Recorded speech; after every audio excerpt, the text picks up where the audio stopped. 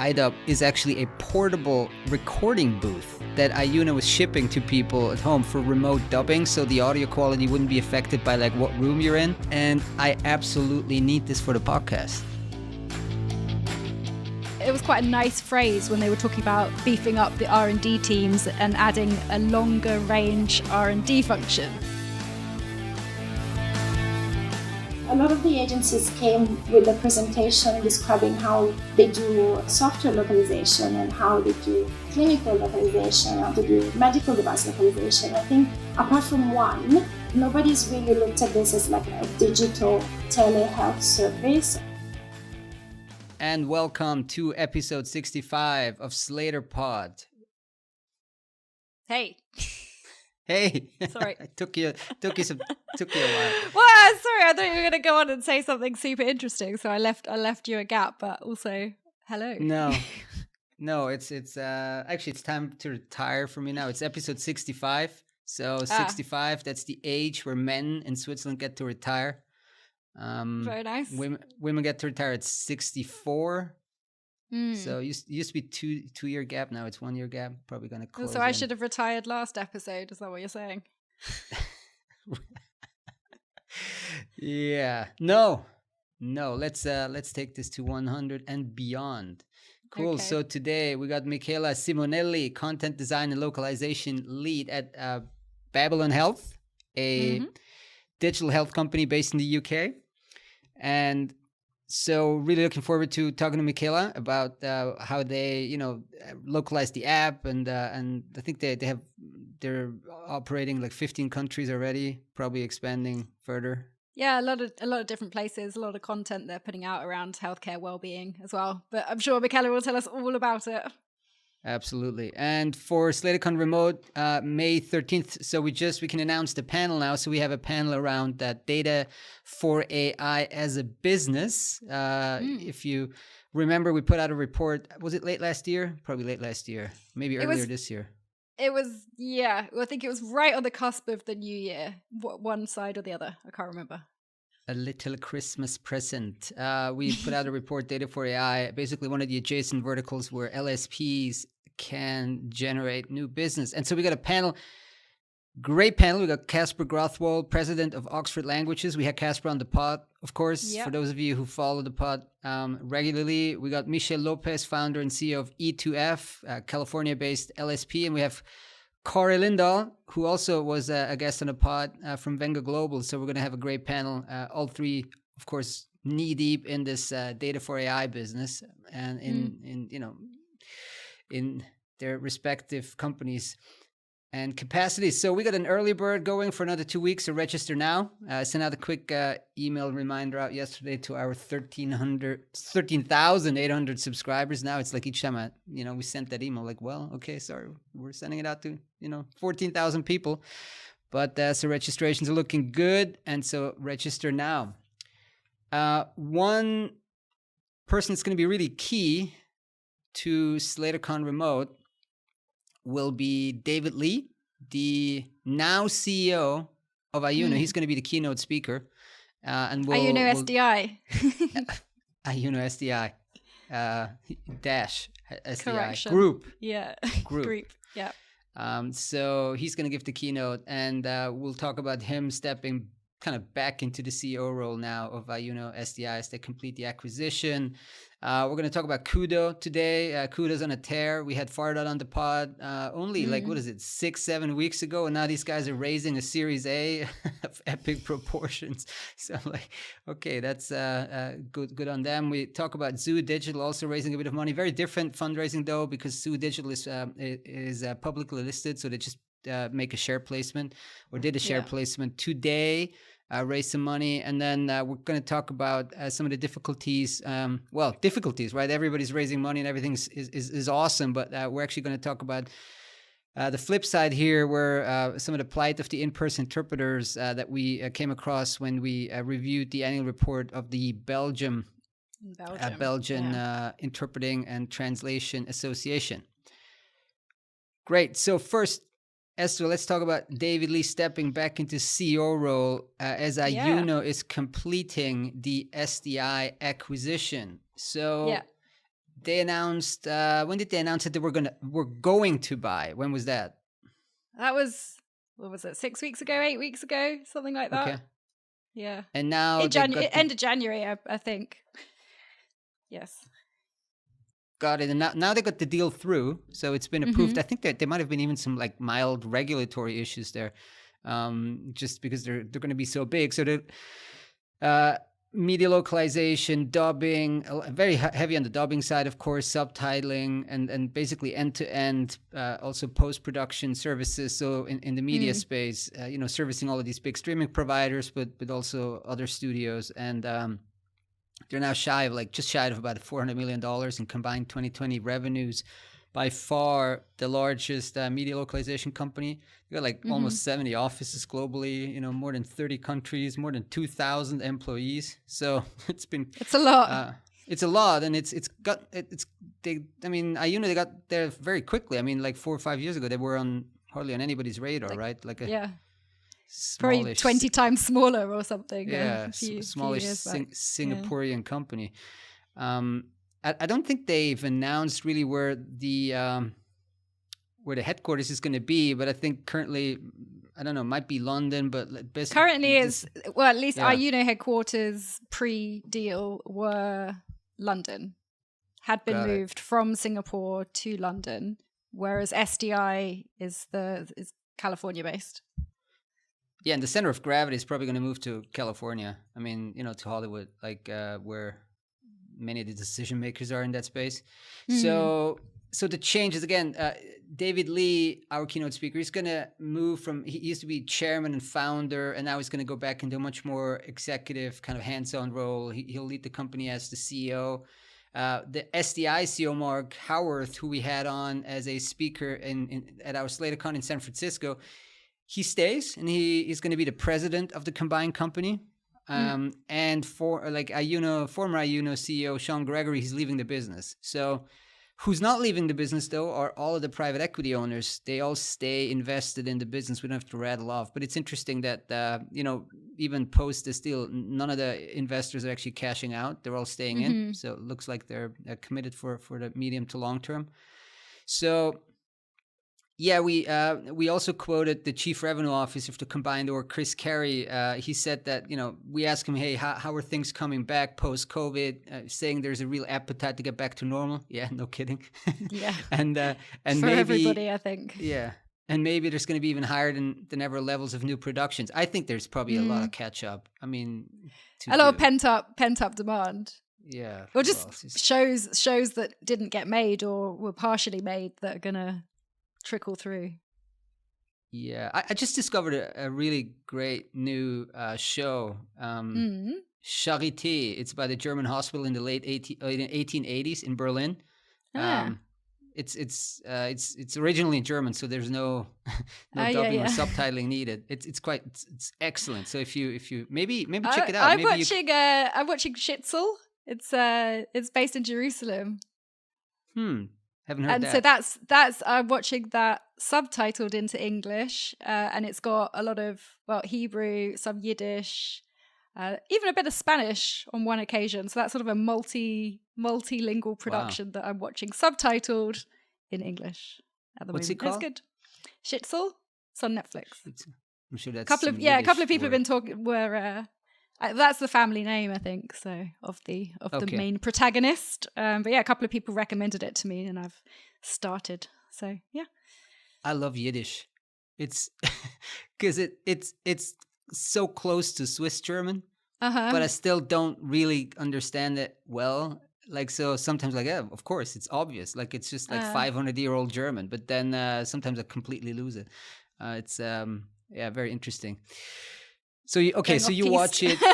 Yeah. You watch it subtitled, but would there be an option to watch it dubbed too, or? I think so. I actually haven't checked. I probably should, as a diligent researcher. But yeah. That's my downtime. So I try not to think about those things. Come on. Got to be committed to the cause. Round the clock, yeah. Round the clock. Okay, so one thing we also mentioned, they launched iDub. I wasn't aware iDub is actually a portable recording booth. that Iono was shipping to people at home for remote dubbing, so the audio quality wouldn't be affected by like what room you're in. Yeah. And I absolutely need this for the podcast, so I need to see if I can get to hold put of an in an iDub. order, put in a special request so you can No, but try seriously, it I in mean, your I'm office. I'm building this little construction here every time we record a podcast to avoid echo, because this room is quite small, but actually for some reason I still get an echo. So yeah, but they weren't super bullish on cloud dubbing. I think they're saying it's more of a, well, yeah, what to say, kind of disaster recovery, business continuity solution. It's not like they're going to go all in on cloud dubbing, unlike Zoo, right? Which, why don't we talk about Zoo? So what happened with Zoo? They raised some money. Yeah, just over $10 million or 7.4 million pounds. That came from a share placement that they announced on the 30th of March, and then they completed on the 31st of March. So let me check the stock price. Because when you, I don't think the new shares have started. No, and they haven't started trading yet. Those shares? No, well, but typically the stock reacts immediately. But, first, yeah. No, not much. Steady. Went up quite a lot in the past. So this year went up from 60 to like 100. So good for the investors. So yeah, they raised this. And again, I mean, Zoo Digital is really, it's kind of almost a single bet on cloud dubbing as a kind of a future way for dubbing. And they said that the market conditions kind of offer a unique opportunity to seize market share as the competitive landscape undergoes a structural adjustment. So what they're doing is basically saying, we're seeing a huge opportunity. We want to grow. We need money to grow. And I don't think they want to necessarily do a bunch of M&A. I think they said they were going to do a lot of like R&D and really kind of develop the technology, as opposed to raising money to go and buy another company, right? There, as far as I could see, there was no real mention of M&A, certainly in that documentation. And it's not something that I've heard them kind of talk about that much as a company either. But yeah, they were talking about international expansion, so adding hubs in India and in Southeast Asia. They were talking about, and obviously this is how they intend to spend the funds raised. So it would be that, it would be adding, they said, to international business development and also adding to the service delivery teams. But yeah, I thought it was quite a nice phrase when they were talking about beefing up the R&D teams and adding a longer range R&D function, which is probably kind of aligned with some of the things that we've been discussing in sort of frontier tech on the subtitling dubbing side. Yeah, all of this kind of text to speech, speech to text, synthetic voices stuff. So very interesting. And I like that they're raising money to invest in like R&D and just kind of scaling the business instead of just going out and doing a deal. Interesting. So I wouldn't say, okay, it's not two different visions of the future, but it's clearly that that Zoo is betting very strongly on kind of the remote dubbing and cloud dubbing. Probably the market's big enough, and Iono SDI Group is obviously the giant, incumbent here that really believes that studios are continuing to be a key part of the dubbing world, right? So yeah, I mean, I think for Zoo as well, they're still doing a lot of subtitling, and they're also doing some of the workflow management piece as well. So it's not that they're only dubbing, but they are really well known, obviously, for having developed that technology and been talking about it for more than a few years now. Indeed we have. Good luck to them with their $10 million invested wisely.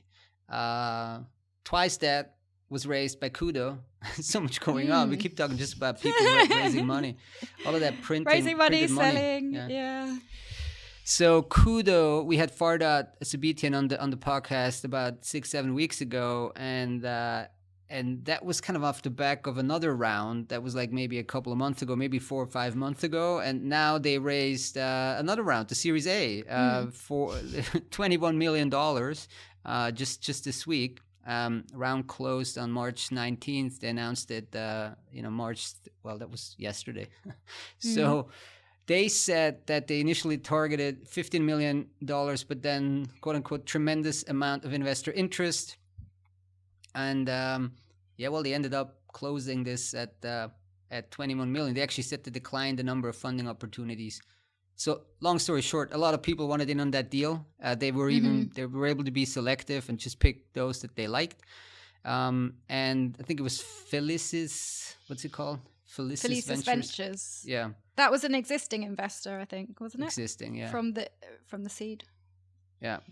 So, well, great. I mean, 21 million, that's a lot of money, and in such rapid succession. So basically, it's similar. Like they're feeling like the market's moving super, super quickly. And now it's basically a land grab right now. It's like Hopin, the platform we're using for our remote conferences. They raised like some crazy amount, like 400 million at like a $5 billion valuation. And now they're buying up every little startup in the space.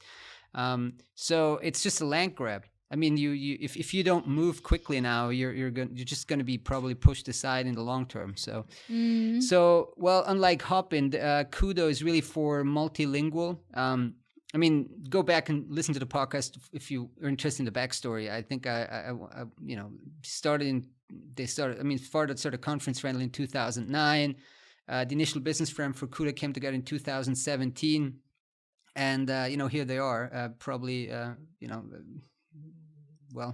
developing a lot faster than originally thought. Yeah. So again, back in in the February podcast, he said, Fardad told us that like Kudo is not really a solution for like these big events, like unlike probably Interprefy, where you go and have like a giant UN conference and you have like 21 language like simultaneous language streams, etc.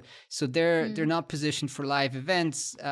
They're a meeting platform. So it's designed from the ground up as a self-service product. He said, you can schedule your own meetings, you can invite your own interpreters, you can post your own participants, you have your operators.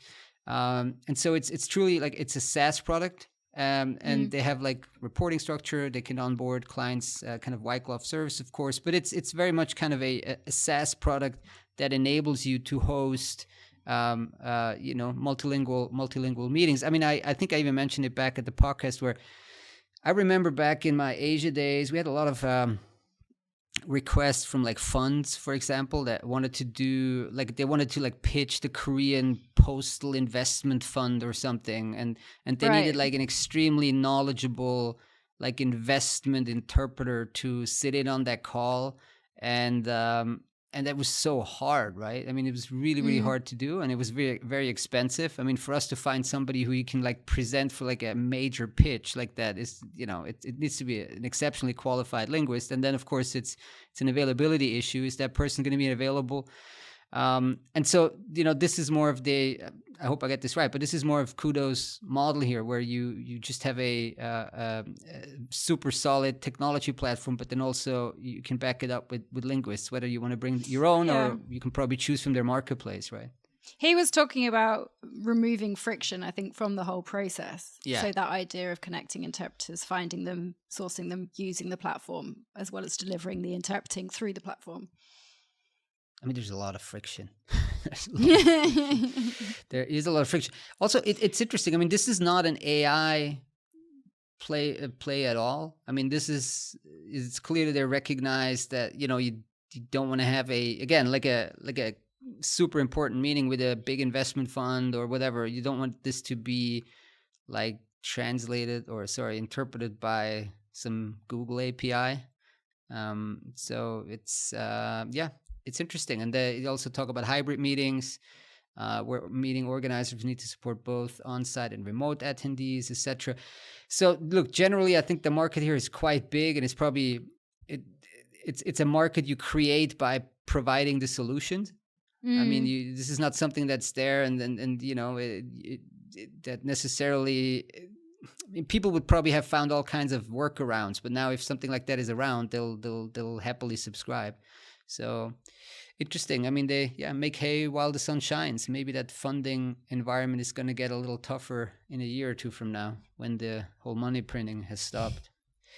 Let's see. So final one for today are some interpreters. a year, kind of, we said the headline we had was a year after COVID, Belgian interpreters continue to reel from lost income. So it was the Belgian Chamber of Translators and Interpreters, and they published their report. So they said they had a couple of facts around how hard some of the on-site and conference interpreters were hit. Can you just walk us through this? Yeah, so I think, you said it was published just a few weeks ago, this annual report, saying that conference interpreters had seen their income decline by as much as 50%, so by around 50% in the months following the pandemic. That was from their annual report. And they said that translators were also hit, but obviously nowhere near as badly. So translators, by contrast, saw their income shrink by 15% over the same period. And the survey was conducted in November and had 250 respondents. Interesting that it dropped for translators at all. When we're looking at some of the other data from the LSP side, looks like it's been flat to slightly positive for the year. So maybe some of the respondents there were harder hit than. Well, that's it. You don't know how they're aggregating the data either. It could be that, like we've seen, it could be a mixed bag. Some doing flat, some doing well, some doing really badly, depending on their areas of specialty. So talk about the jobs. I think you're putting together the jobs index. So how does that look? We haven't published it yet, but. This would be the job index figures for April, April 1st, April Fool's Day. It's looking good. I think already for March, so a month ago, it had already climbed about 10 percentage points, 10 points up from February, and we're looking to more or less the same kind of growth to April again. Got it. Yeah, Interesting. So. Hopefully, some of the translators and interpreters, hopefully as well, when things open up, can make up some of the income they lost in 2020. Or get on board with the Kudo platform as well, which Kudo Marketplace. Yeah, they should. Yep. So, all right, let's go over talk healthcare platform / localization with Michaela. Yes, let's do it. Catch you soon. Bye.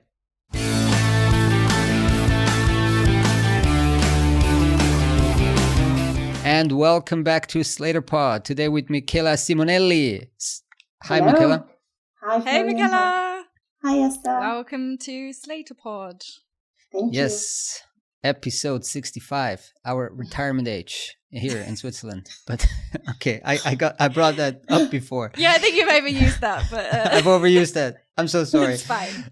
Okay, Michaela, where does this podcast find you today?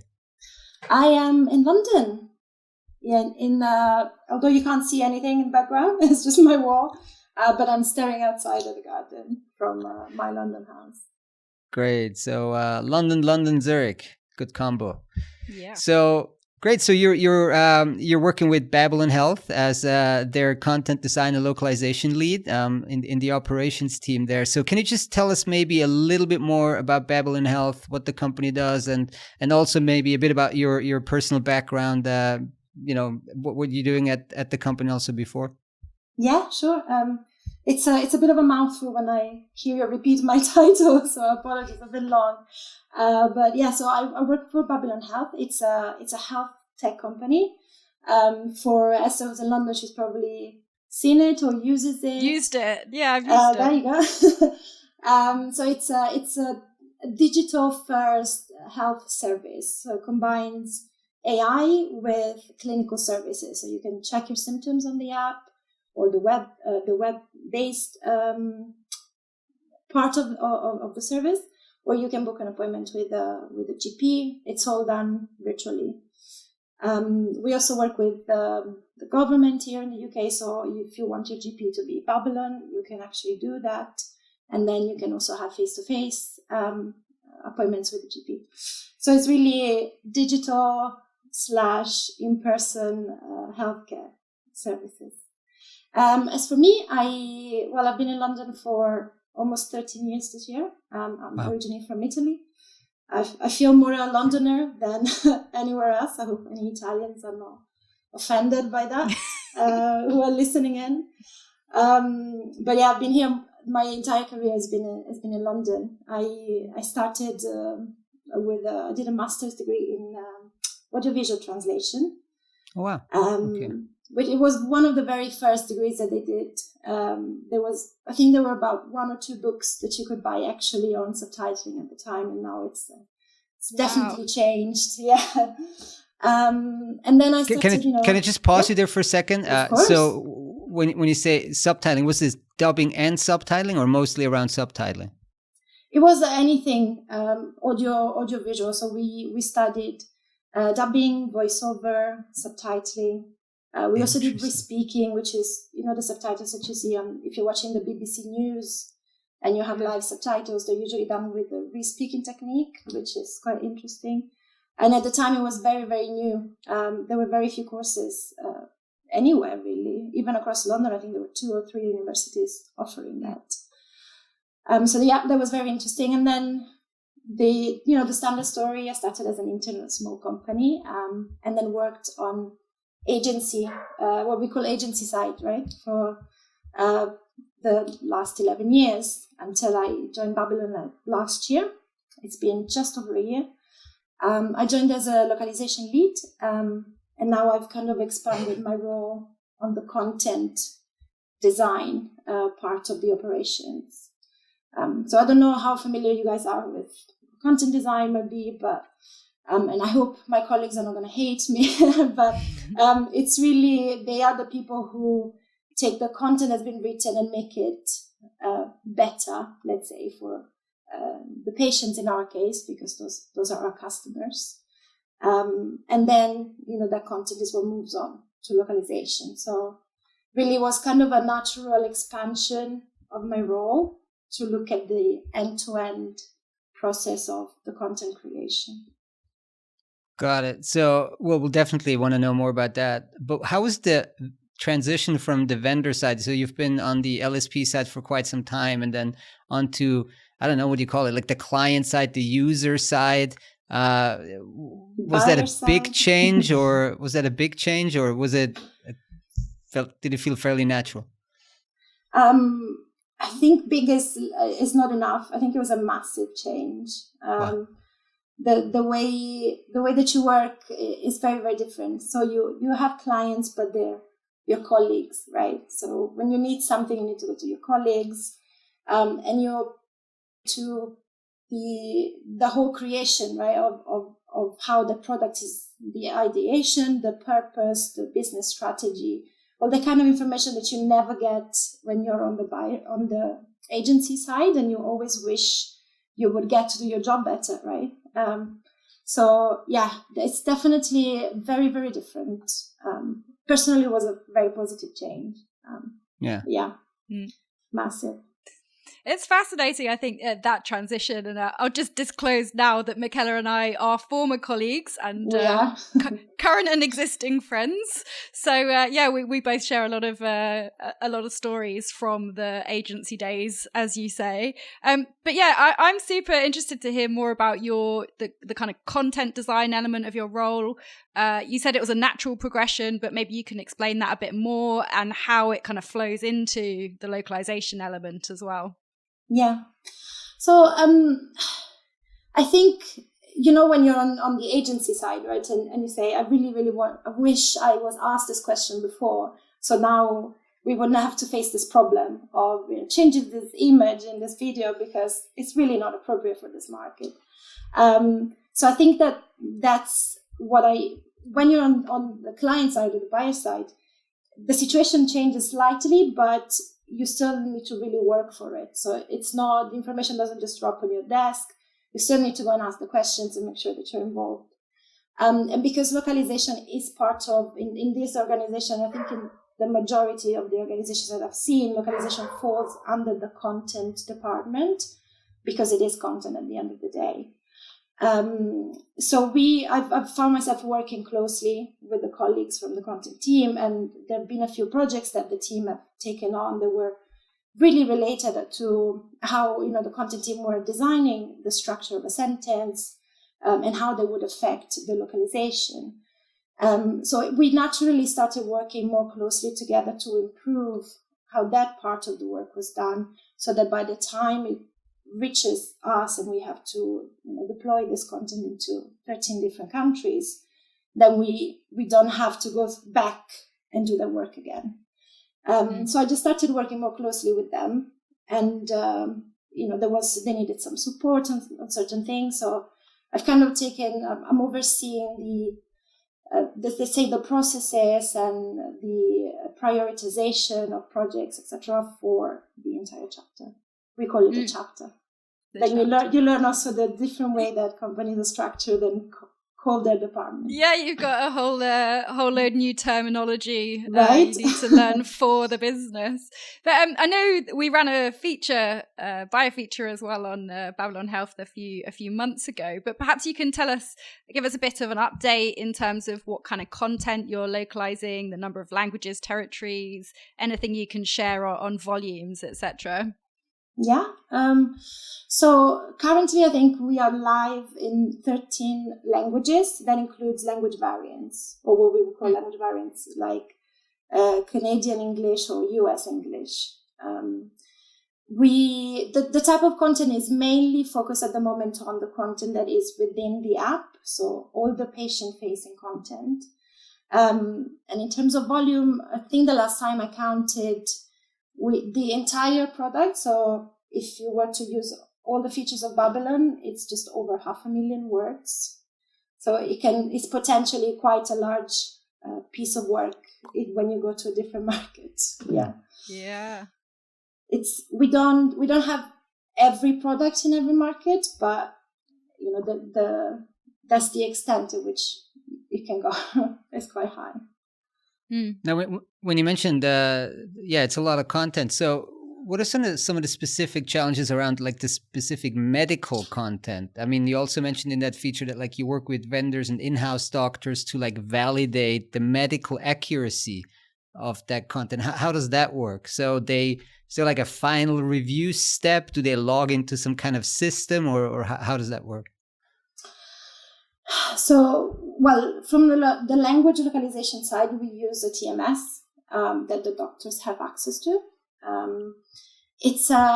I always struggle to explain the full process because it's quite complex, right? Because you have the medical content, but you have regulated content, and you have the safety to take into account for the patients when you're localizing the content. So there are so many different people that actually contribute to this process.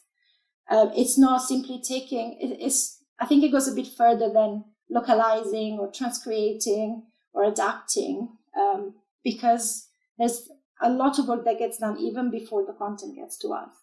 An example that I always make is, you have the AI, and if you want to check, your head is hurting, right? So whatever the diagnostic around your head hurting can have billions of association with different things. So if you are in the UK, for example, and your head is hurting, then maybe it can be associated to a flu or something else. But if you are somewhere else in the world, you might have, if you have a fever, it might be malaria, right? So this is it's not a choice that we make from a language perspective, but you have a whole team of epidemiologists to actually sit and model what, if you are delivering this content in Malaysia or in Rwanda, what can it actually be connected to? So there's this whole work that happens even before the content arrives to us to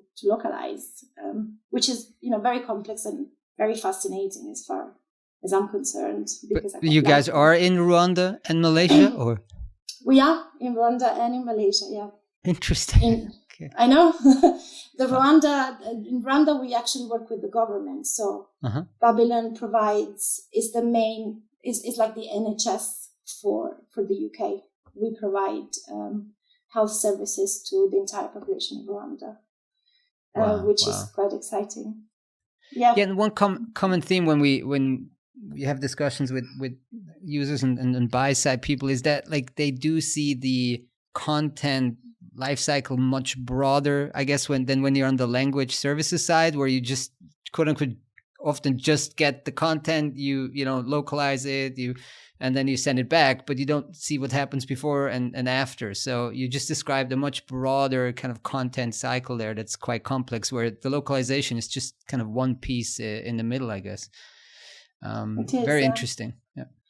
And then the doctors get involved at the end as well. So after we've actually localized everything, we always use people in country, because it's very important to have people actually live there. If they can spot things like if the app tells you to call an ambulance, is it something that you would do in that country, or ambulance is available to you, or is this a thing?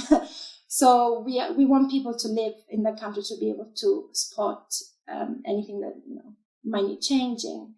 And after that process is done, it goes back to the doctors in country to review it and sign off. So it's quite I want to say long, but it doesn't feel like it when you do it, because it's business as usual. But it's definitely a thorough process. Well, and it sounds really involved, with so many different parties and stakeholders contributing to bringing this content all together. So I'm wondering, what kind of technology are you using to support your content and localization? Is it proprietary, third party? What kind of tools are you using? Yeah. There are a few things that are I can never say this word. It's proprietary. And this is you can say we developed in-house. Yeah, get around it. We developed some tools in-house, especially for the integration with the AI tools. So wherever we call it the doctor brain is stored. So there are some tools that kind of call out to other tools that we use. So we do have a TMS, which is not built in-house. External, yeah. It's off the shelf, that's the term, right? Which is off the shelf. And then we have tools in-house that connect to it to help call the strings and deploy them. Yeah. So you mentioned the strings here. So when you're primarily localizing for apps, like, are there any particular challenges there, and any differences, like iOS versus Android? Is there anything noteworthy there or not? It's these are the things that you learn, right, when you start working on the buyer side, all the how many levels of complexities there are to something that you localize. The good thing is that yes, there are restrictions. The screen size in which the user is going to see the app affects the length of the string of the content. So there are a lot of things to take into account, and these are usually picked up at a testing step that gets done before deployment. But the good thing is that there are teams in-house that build for those platforms, right? So what is called the internationalization of actually the code associated with the string is done by people who they code. I would have no idea where to start, but there are people who do that. So it is taken into account. It is a limitation sometimes, but luckily, there are specialists who can support with that. Definitely. And where does machine translation fit into your workflows, if at all? Yeah, it's a question that I get asked a lot, and because we don't, as I've explained the end-to-end process. So because we don't really translate or localize per such, it's almost as if we're creating a whole new set of content for specific to the region. And because it's also like such a regulated market, and it's very difficult. It would not be very beneficial for us to do machine translation. We wouldn't benefit from, just doing the post editing, because we would end up having to change so much anyway. So it's something that I considered when I joined Babylon, because you're not as familiar with the content, right? Immediately you think it's software localization. Surely machine translation fits really well into this. And then you start seeing all the different needs and things that you need to do. And we thought that, at least as things stand now, it's not something that we would benefit from. But it's not to say that, maybe tomorrow we look at what's new in the industry. Yeah, I mean, and there's a lot of different advances as well. Florian and I have spoken a few times about kind of content generation, so tools that are generating content, sort of unique content, not translated content per se in different languages. So I think, technology is developing in that direction as well as kind of, I don't want to say direct translation, but the kind of, one-to-one translation almost. But what about, because I think when I was first hearing about your job and what you're doing, and there's a lot of appointments with doctors, I was thinking, okay, so you offer interpreting. But so you said there's no interpreting at the moment. Is that sort of a strategic decision? Why is that? Do you think you could use technology if you did want to introduce something along those lines? I think so. It's not a conversation that we've had. I think it's you focus a lot on, there's a lot of work to do, right? And you just go and start doing that. But it's, at the same time, it's not a conversation that we're not having. So we're not gonna have. We don't do it at the moment. I think, and I'm speaking for myself, not on behalf of the company, because I haven't really seen the data. But what I think is that the demographic that we serve right now in the UK, for example, is, it's like a young 30, 45 kind of demographic, and they're mainly English speakers. So that might be a reason why. And also, whenever we go to other regions, our clinical services are already offered by clinicians in those regions. So it's already in the language of the country. So it's not really a need per se. The only scalable aspect of the app would be if we wanted to go to a country and offer the service in different languages, like we would, for example, in the UK. What would it? Sorry to put you on the spot, but what do they speak in Rwanda? In Rwanda, they speak Kinyarwanda. Okay. That's the language.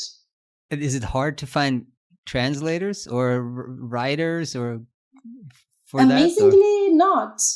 We do have translators that we've been working with for a while who are very good and specialized in medical content.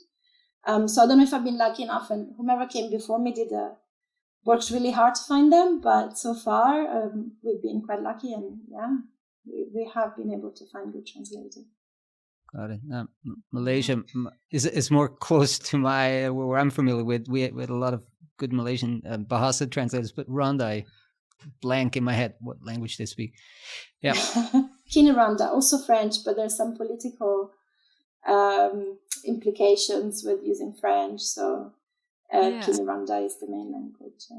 I guess if you went to sort of other types of multilingual countries, so even Switzerland, for example, Florian, I don't know, you would go to a Swiss-German doctor, but presumably there's also French-speaking doctors, Italian-speaking, or is everybody multilingual to the extent that you don't pick a doctor based on language, for example? It depends what area of the country you're in, right? So if you're in the Swiss German, then you go to naturally to a Swiss German speaking, or actually more likely to a German speaking. A lot of the doctors in the German speaking part are from Germany. So probably 50-50 by now. So you'd speak kind of what we call High German, right? But and then in the other parts you'd speak Italian or French, because then it gets hyper local. Like you can't just say, I Babylon Health is in Switzerland. You'd need to get the Italians onboarded, German speakers. They're not Italians, etc. I thought they speak Italian speakers. But don't. When we call them the Italians. Okay, shorthand for Italian speakers. I'm sorry to offend both of you at the same time. Anyway, moving on. How do you work with your current suppliers? So we were speaking about translators in Rwanda, but I mean, what's your process and what's your setup with your current? Is it language service providers, and how do you onboard them? How do you find them? It is language service providers, so we don't have direct freelancers. We've actually recently run an RFP for localization. I guess it's the standard way you would onboard a localization provider. RFP requirements. In terms of how we work with them is we do ask them to work on the platform that we use. We need that because again, medical devices, we need to have a record of changes, who worked on what. So working on the same platform means that we can have a record of all of that. And yeah, the latest provider we've been working with since I joined Babylon. It's a fruitful relationship. I think it's the advantage and the good thing of having been on their side is to be able to anticipate what they might need to do the job the way that you want it done. So it's very much a collaboration, and I'm sure that anyone who works on this side, I don't really know what to call it anymore, but on the buyer side then shares the same perspective, right? So really it's best to over explain, make them a part of, if there's a product change or a strategy change, explain it, have regular meetings, talk to them, make sure they have everything that they need, right, to do the job right. So it's a standard, let's say, relationship, but definitely I always make the effort to get them as involved as possible in the process. But you mentioned... Sorry. Go ahead. I actually forgot what I was going to say. So I think we were all wanting to jump in there. Florian, you go ahead.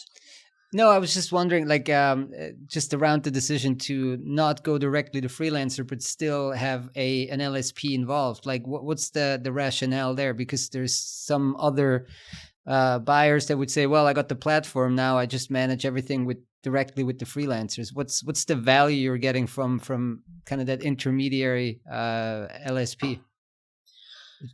I guess it's the value that is, on the agency side you sell, right? So leave it with us, we'll sort it out kind of approach. So it's really to have, that's one of the reasons. So to have somebody who can actually, we can train once and they can take the responsibility to pass on all the knowledge. We set up a process and that they follow it. So otherwise we'll probably end up having to have 10, 20 project managers in-house to actually manage all that. And the second one is scalability, because if we were launching into a new country, then we would have to use all our internal resources to actually recruit, onboard, and all of that. Whereas when you have an agency, they can do that for you. You just make sure you share your requirements. So you manage to scale more quickly. Got it. So what about COVID? And fantastic. What about the impact that for you, the business, the content?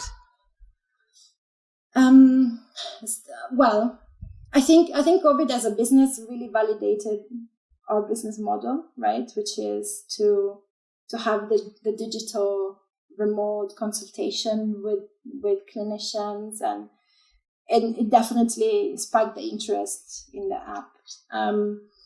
But that's more for commercial conversations. In terms of what it meant for us on the localization side, I think the entire company had to kind of gather and create, right, a new part of a product that was specific to COVID. And what that meant for localization was that we had to update this content that was being created for all the regions where we are every day, because the regulations in even different states of the US, for example, or in APA countries, in Europe, every single country had different regulation, wear a mask, don't wear a mask. So whenever anyone came to our app to ask for advice, what do I do? Do I isolate? Do I not isolate? That kind of information. So we had the team of doctors keeping that up to date, and we had to regularly update it. So there was quite a lot more work for us from COVID, from the pandemic. And the positive is really that people have started using telehealth health more and really appreciate the value of it, which means that, the future can only look bright for a business like Babylon. Yeah. Well, and that was kind of going to be my next question as well, which is how do you think that the telehealth space is evolving, other than it's growing? What's next for telehealth, if you have any thoughts on that, or more specifically localization within telehealth? I was thinking about this, and as we were doing the RFP for localization vendor, what I found is that a lot of, and we had some of the the big top localization agencies there, and a lot of the agencies came with a presentation describing how they do software localization and how they do clinical localization, how to do medical device localization. I think apart from one, nobody's really looked at this as like a digital telehealth service altogether. And I do think there is an opportunity there for agencies to look at it. You've asked me about interpreting. So the moment that I come to you with a request for localization, I think it would be good to see an offering that has, we know that you have an app and you have doctors, but we have this platform where you can actually have interpreters, and we're going to make it very quick for you and scale what you offer as opposed to do it in silos. So I think there is an opportunity there for localization agencies to offer a more holistic approach when they look at medical content, as opposed to look at it in software or clinical or medical devices and as separate entities. Because if you look at Babylon, it's everything together. So definitely I think there is an opportunity there, and more people, governments are now moving to a telehealth approach. So that's super insightful, actually. Yeah. So in terms of sorry, go ahead. Sorry. In terms of Babylon's kind of own trajectory, like what are the plans? What do you have in store? What are the next markets? Are you in Switzerland? Are you coming to Switzerland if you're not yet here? Not yet. But it's too complicated. 3 lines. It's complicated to go anywhere, to be honest. Okay. Think about how regulated this market is and different. Indeed.